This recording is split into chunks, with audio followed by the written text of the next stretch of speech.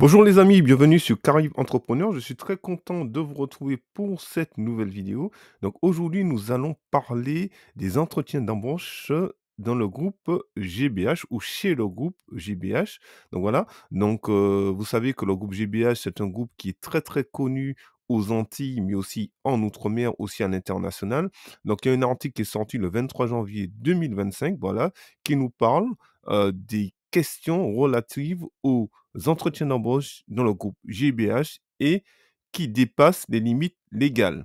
Voilà, en gros, ce qu'on peut dire, c'est que cet article nous dit que le groupe Bernard Ayotte a été créé par le père, hein, Ayotte, hein, en fait. 3 lettres pour désigner un véritable empire commercial de la distribution. Donc l'oligopole fondé par Bernard Ayotte est très souvent accusé d'être l'une des principales causes de la vie chère en Martinique. Voilà, et dans l'ensemble des outre-mer. Donc heu, Entre les marges exorbitantes sur les produits, un manque de concurrence avéré, une mainmise sur les économies ultramarines via son lobby Eurodom. Eurodom, j'ai eu l'occasion de faire une vidéo sur ça la dernière fois. Donc, si vous voulez en savoir plus, vous pouvez revenir sur la vidéo, voilà, sur Eurodom. GBA suscite régulièrement des critiques.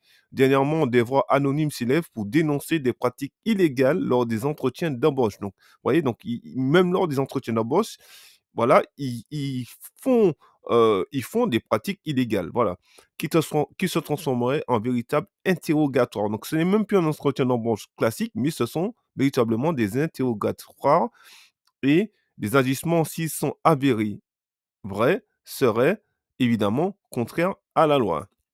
Dernièrement, au niveau de l'Assemblée nationale, Manuel Valls avait dit que un grand groupe joue un rôle d'étouffement dans l'économie, voilà, notamment JBH, avec l'opacité entourant les prix et les marges réelles, voilà. Donc, on ne sait pas combien ils gagnent, ce qu'ils font comme marge, tout ça. Ils ont plusieurs entreprises, mais on ne sait pas, c'est flou.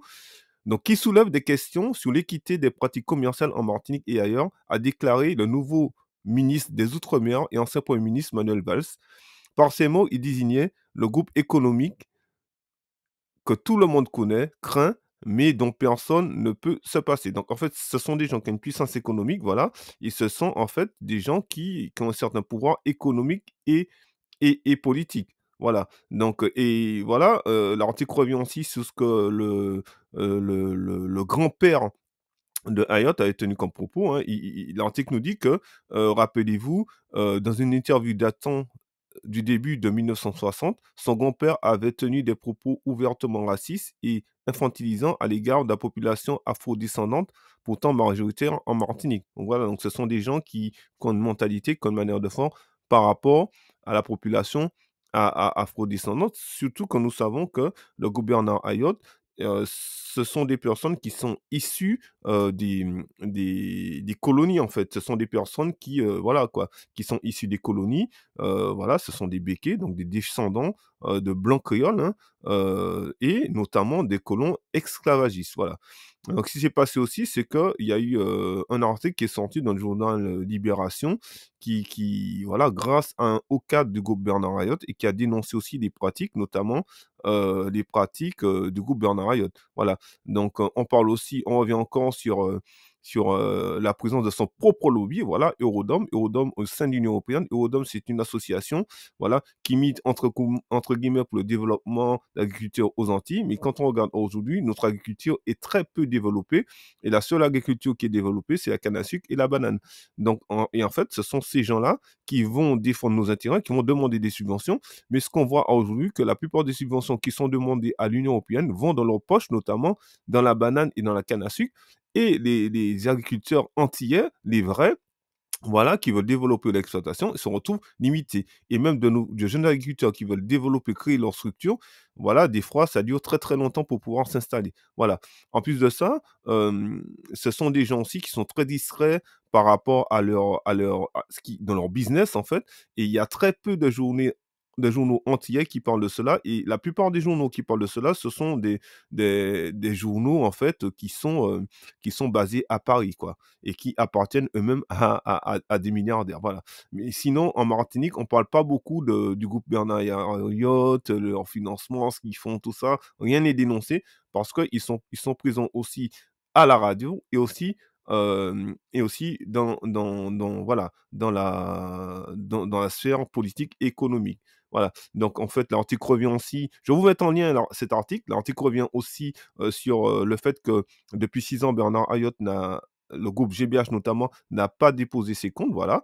Voilà, donc ils préfèrent payer, des amendes entre 1 500 et 3 000 €, voilà et ils donnent pas leurs chiffres. Donc ils disent que ouais, ils disaient en fait que en gros, sur RCI, il s'est justifié en disant que, en amont que, nous n'avons pas un rôle d'étouffement, mais au contraire, c'est d'être efficace et de répondre aux attentes des clients et aux attentes des consommateurs. Oui, mais quand on vend un pack d'eau à 8 € ou 12 €, quand on vend un jus d'orange qui coûte, même pas d'euros ici, la même marque et qu'on le retrouve à 5 6 € en Martinique, excusez-moi, mais ça répond pas aux attentes du consommateur. Ça répond à ses attentes à lui, mais pas aux attentes des consommateurs.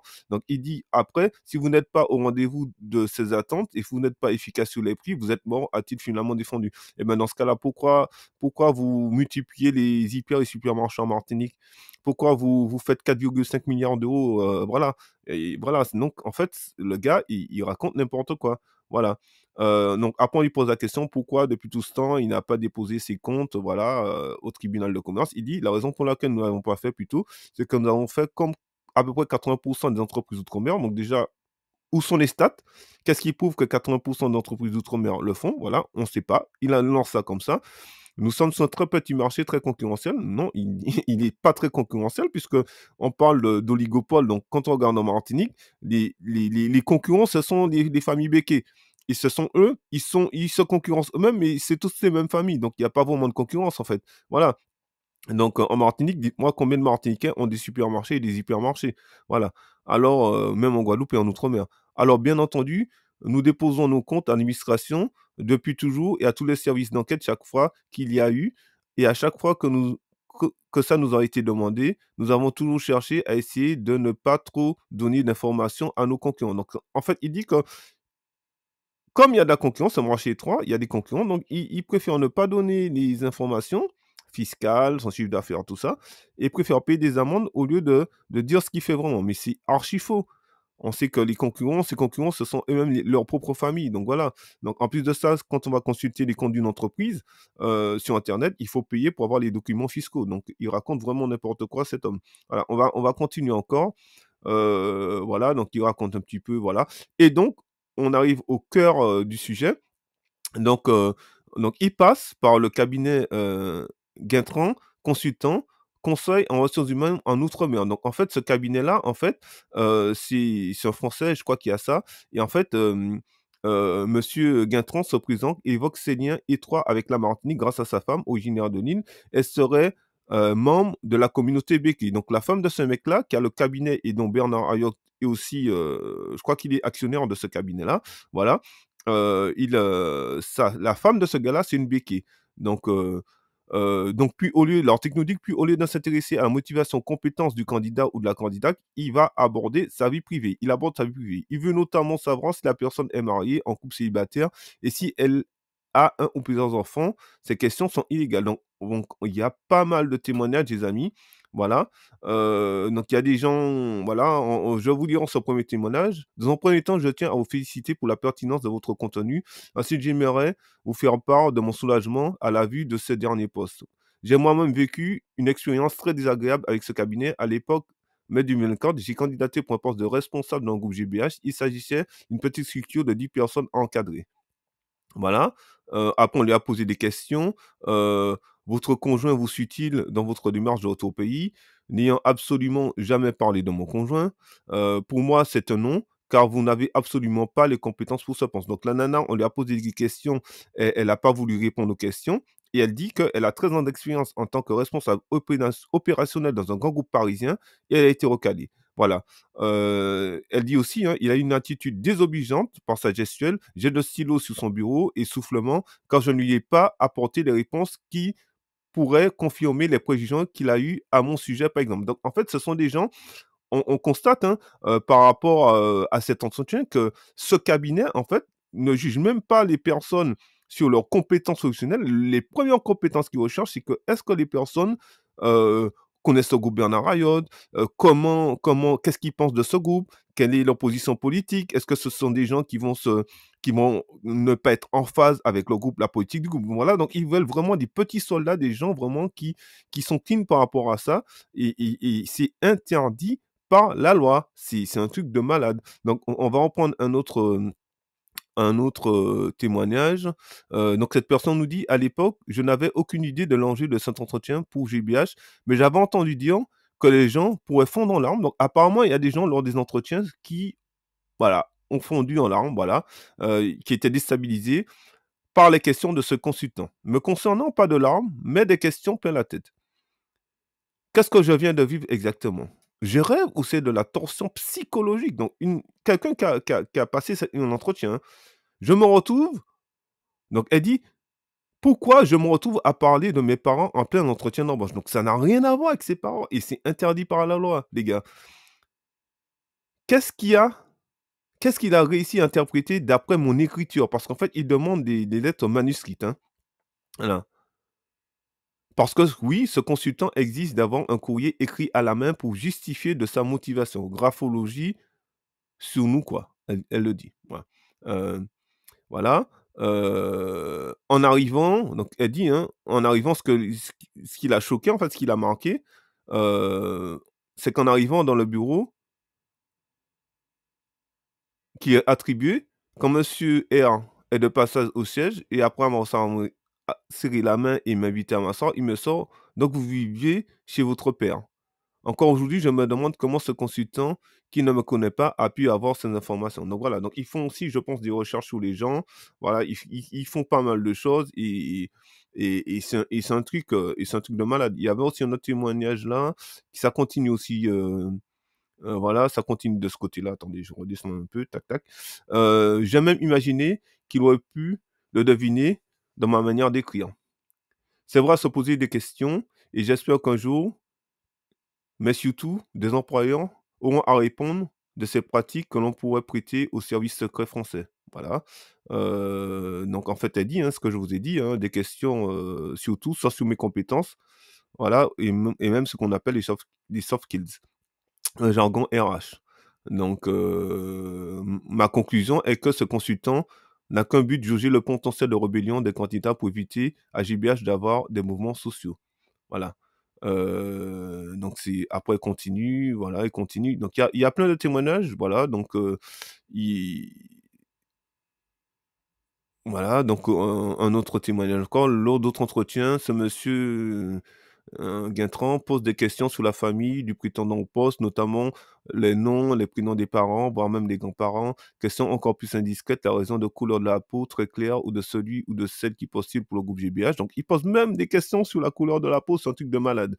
Voilà, au profit des personnes originaires d'Hexagone, sans aucun lien familial ou géographique avec les Antilles françaises. Oui, effectivement, parce que si vous avez un jeune qui a fait un bac plus 5, par exemple, en France, antillais, et un jeune, français, voilà, qui n'a pas d'antécédents ni de famille antillaise et bien sur les 2, si le jeune antillais qui postule veut rentrer au pays, on sait que le groupe GBH n'est pas très apprécié chez nous et bien ce qui va se passer, c'est que, par rapport aux questions, par rapport à l'idéologie de ce jeune antillais et peut-être qu'il sera recalé par rapport à un Français qui a les mêmes compétences que lui, mais qui n'a pas d'antécédents antillais ni de famille antillaise. Donc voilà, donc on constate qu'à aujourd'hui que ce sont des pratiques qui sont vraiment illégales, les amis.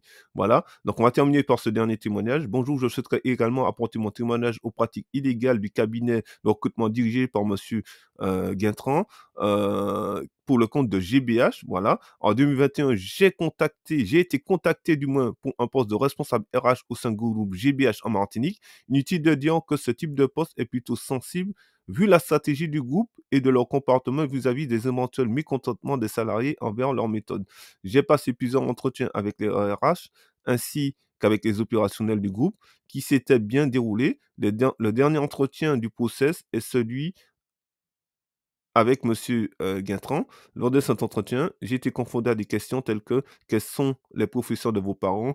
Que pensent-ils de GBH? Quels sont les noms de famille de vos grands-parents? Pourquoi êtes-vous aussi clair de peau? Comment envisagez-vous de travailler dans un groupe de béquets?» Voilà, donc je ne sais pas à l'issue ce qui s'est passé à l'issue, il y a pas plus de détails, donc on constate que c'est des politiques voilà, qui sont illégales, en fait et l'article nous dit: «Que dit la loi relative à l'entretien d'embauche? Si ces nombreux témoignages anonymes s'avèrent vrais, il y a des inégalités dans la manière dont ces entretiens sont menés. Bien que l'employeur souhaite recruter du personnel, puisse organiser une procédure de recrutement selon les modalités de son choix, entretien collectif ou individuel, test, recours à un cabinet de recrutement, il existe cependant des règles à respecter, car la loi encadre strictement cette étape du processus. Connaître les droits et les devoirs de chaque partie peut alors s'avérer très utile pour le candidat. C'est-à-dire que si vous avez des entretiens avec ce groupe et que il vous pose des questions sur votre père, sur votre mère, sur votre mari, sur votre couleur de peau, sur votre religion, sur, les béquets, qu'est-ce que vous pensez des béquets? Vous ne devez pas répondre parce que cela est interdit par la loi et beaucoup de candidats ne le savent pas et c'est interdit par la loi. Effectivement, quand on recherche du travail, on est stressé, on a peur et peut-être qu'on a envie de répondre, mais ces gens-là savent qu'ils sont en position de force et ils veulent embaucher des gens qui sont en phase avec leur idéologie et c'est pour ça que quand on regarde dans les cadres du groupe Bernard Hayot, notamment aux Antilles, en outre-mer, il y a beaucoup de Français, il y a très peu d'Antillais, voilà, ou si c'est des Antillais, ce sont des personnes qui rentrent dans leur cadre, dans leur moule, voilà. Mais du moment que vous ne rentrez pas dans le moule, vous êtes, on vous prend pas. En fait, on vous prend pas et ça, c'est vraiment dommage. Voilà, donc l'article continue un petit peu sur les règles en termes de recrutement, voilà et donc qu'est-ce qu'on peut dire par rapport à ça? Donc on peut dire par rapport à ça que c'est un article qui est très intéressant, très, très intéressant, concernant le groupe, Bernard Hayot, hein, voilà. Je vous mettrai le lien comme ça vous pourrez aller sur le site directement, lire tranquillement, regarder ce qui se dit. Mais c'est un article très intéressant et qui met en avant, en fait, les pratiques de ce groupe, hein, puisque, puisque c'est voilà, ce sont des pratiques qui sont illégales. On n'a pas le droit de poser ces questions à ces personnes. Donc, il y a beaucoup de jeunes antillais qui partent là-bas, qui voilà, qui font des études de commerce, voilà, sans couper les parents et voilà, qui souhaiteraient rentrer au pays, travailler, voilà, développer des économies, voilà, des entreprises, voilà, l'économie, mais aussi des entreprises et ce sont des jeunes qui ont des compétences et étant donné que ce sont, ces groupes, normalement les groupes béquets qui ont le monopole chez nous, voilà, parce que la plupart des entreprises chez nous, c'est un 10 salariés et les petites entreprises, donc il y a pas beaucoup de développement, mais ce sont des groupes qui recrutent en priorité chez nous mais ils veulent, voilà, ils ont une idéologie de candidats, ils veulent certaines personnes et les questions qu'ils posent ne voilà, c'est pas top donc on voit au niveau économique, avec le courrier du journal Libération, comment ils pratiquent leur marche, tout ça, ce qu'ils font au niveau économique. Ils ont une connexion dans les sphères, de la radio, de la télé, au niveau économique, au niveau, politique notamment, voilà. Ils ont aussi, des relations aussi avec des ministres, voilà. Ils ont le lobby avec Eurodom. Donc voilà, c'est une nébuleuse en fait, ce sont des gens qui ont beaucoup d'argent. Le groupe GBH fait 4,5 milliards d'euros, voilà. Donc à aujourd'hui, voilà, les pratiques, les pratiques de recrutement du groupe GBH, hein, c'est pas moi qui l'ai écrit, j'ai juste repris un article, hein, qui dit que des questions qui dépassent les limites légales. Donc et c'est une réalité, il y a beaucoup de témoignages et même, sur d'autres réseaux sociaux, vous pourrez aller voir, il y a beaucoup de personnes qui ont passé des entretiens, qui commencent voilà, à lâcher, voilà, à dire ce qui se passe dans ces entretiens et c'est une réalité, voilà et il y a pas d'enquête par rapport à ça, voilà.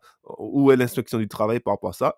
Je ne sais pas, voilà. Mais par contre, on va chez le Airpack pour encore les embêter pour faire des perquisitions. Voilà, je vous dis à très très bientôt pour une prochaine vidéo sur Caraïbes Entrepreneurs, les amis. Et d'ici là, portez-vous bien. Et si vous n'êtes pas encore abonné, je vous invite à vous abonner. Ciao, ciao.